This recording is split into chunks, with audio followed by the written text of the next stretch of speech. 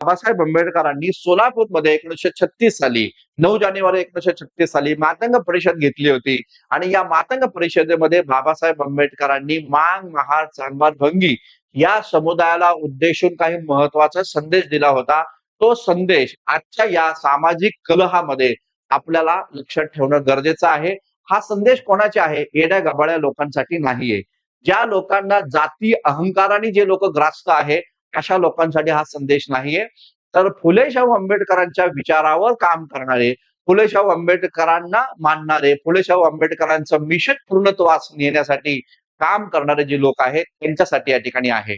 असं म्हणणाऱ्यांसाठी हा संदेश या ठिकाणी नाहीये की मांग हे पवित्र होते, महार हे पवित्र होते आणि गावचा पाटील या मांगाचा महाराचा तोंड बघून या ठिकाणी दिवसाला सुरुवात करत होतो. केरसुणी बनवण्याचा शोध हा मांगांनी लावला.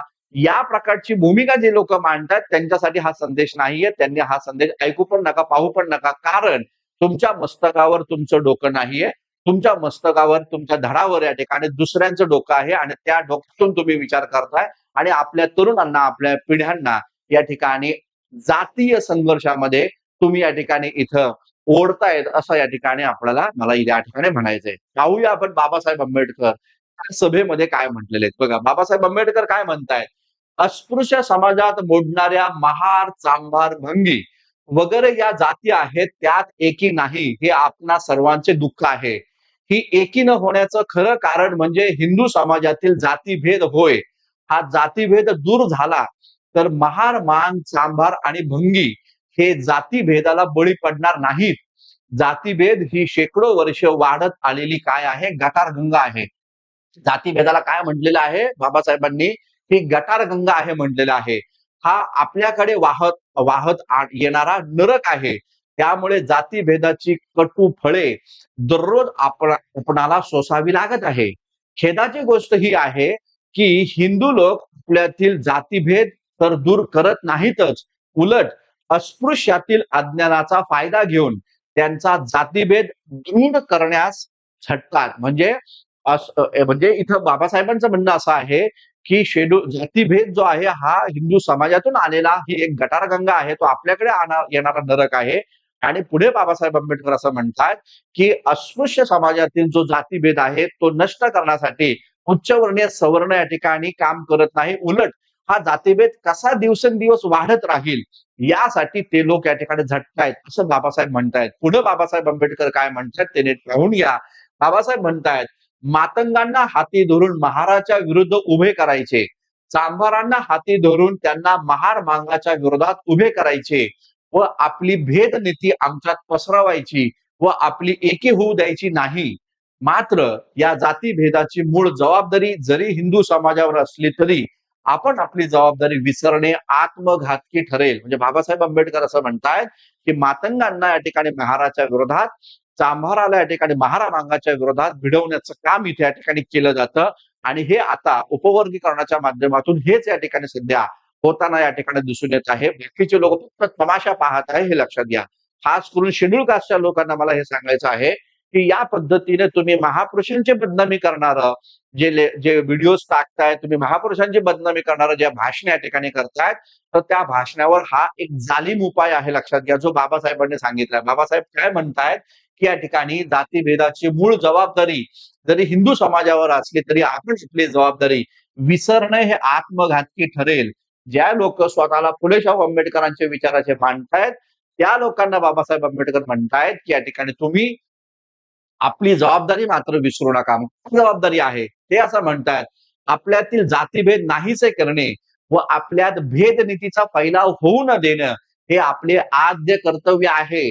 लक्षात घ्या काय म्हणतात की आपापसामध्ये या ठिकाणी जी जातीभेद आहे तो जातीभेदाचा फैलाव होऊ न देणं हे आपलं आद्य कर्तव्य आहे. म्हणजे मी दोन्ही समाजातल्या शिकल्या सवरलेल्या लोकांना हे सांगेल की उपवर्गीकरणाची भूमिका तुम्ही मांडा, जरूर मांडा. तो तुम्हाला भारतीय संविधानात दिलेला अधिकार आहे.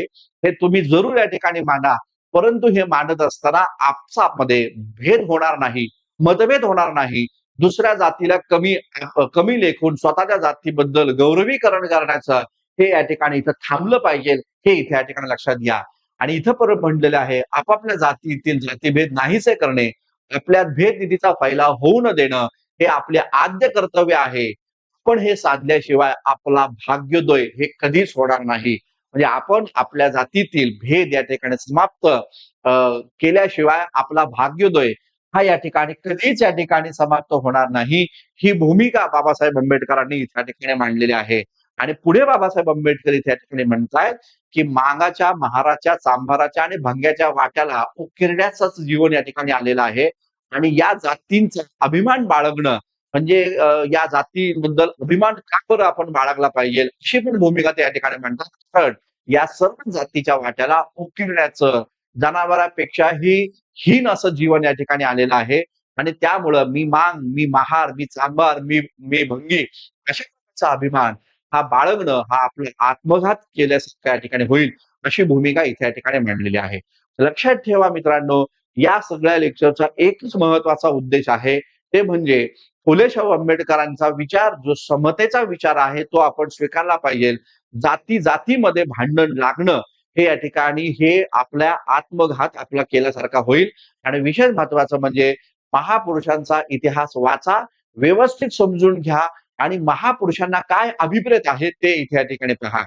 लहुजी वस्ताद साळव्यांना महात्मा ज्योतिराव फुल्यांचे गुरु संबोधून लहुजी वस्ताद साळव्यांची उंची वाढेल आणि महात्मा फुल्यांची ती उंची कमी होईल असं तुमच्या मनामध्ये असेल तर ते बिलकुल तसं होणार नाही. फुल्यांच्या सामाजिक चळवळीमध्ये लहुजी वस्ताद साळव्यांचा रोल महत्वाचा होता, परंतु महात्मा फुल्यांचे गुरु म्हणून लहुजी वस्ताद साळव्यांना संबोधून पण फुल्यांची उंची जर कमी करत असू तर ते या ठिकाणी आपल्याला हे लक्षात ठेवा, इतिहास माफ करणार नाही हे लक्षात असू द्या. त्यामुळं फुल्यांचं सामाजिक कार्य हे मोठं होतं आणि त्यांच्या सामाजिक कार्याला लहुजी वस्ताद साळवे, रानवा, महार यांचं योगदान होतं, याचा अभिमान आपल्याला असला पाहिजे. त्यामुळे लक्षात घ्या, या देशामध्ये स्वातंत्र्यपूर्व भारतामध्ये सामाजिक लढा, सामाजिक क्रांती जर कोणी या ठिकाणी उभारली असेल तर ती म्हणजे महात्मा फुल्यांनीच उभारली. आणि महात्मा फुल्यांशिवाय दुसरा आपला आजोबा नाहीये हे इथे या ठिकाणी लक्षात ठेवा.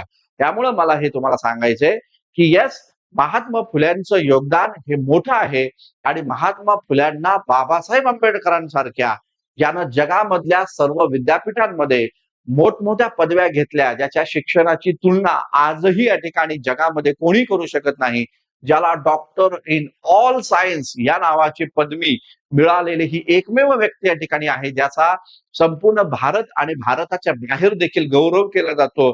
हजारो लाखोच्या पुतळे त्यांच्या या ठिकाणी उभारण्यात आलेले आहेत. तर या बाबासाहेब आंबेडकरांनी महात्मा फुल्यांना आपला गुरु या ठिकाणी मानलेला आहे.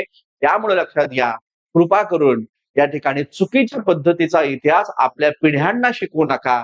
ह्या पिढ्या जेव्हा शिक्षण घेतील आणि जेव्हा ते स्वतः फुले वाचतील, जेव्हा फुले स्वतः शिवाजी महाराज वाचतील, स्वतः शाहू महाराज वाचतील, स्वतः बाबासाहेब आंबेडकर वाचतील, तेव्हा त्या लोकांचे डोळे उघडतील आणि ते लोक त्या ठिकाणी तुम्हाला, ज्या लोकांनी या ठिकाणी चुकीचा इतिहास आपल्या पिढ्यांसमोर मांडलेला आहे, त्यांना कदापि माफ करणार नाही हे लक्षात घ्या.